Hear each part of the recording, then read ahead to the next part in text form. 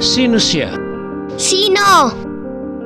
Siya ang takot sa asawang comics karakter na si Andres, na tinawag ring Andres Desaya. Kinata ito at sinulat ng Filipino comics writer novelist na si Carlo J. Caparas at nalathala ang mga nakatutuwa niyang kasaysayan sa mga pahina ng Tagalog classic noong late 1970s. Nagkaroon pa ito ng sequel na pinamagatang Mabagsik na si Andres, na pawang iginuhit ng Filipino comics illustrator na si Marty Santana. Una itong isinalin sa pelikula ng Bukang Liwayway Films sa ilalim ng pamamahala ni Direk Angel Labra at ginampanan ni Vic Vargas at Gloria Diaz. Muli itong isinapelikula noong 1982 na pinamagatang Andres Desaya, Mabagsik na daw, at noong 1986 isinapelikula ang pinaka-part rin nito, ang anomalya ni Andres Desaya, na si Carlo J. Caparas na ang mismong nag-direct.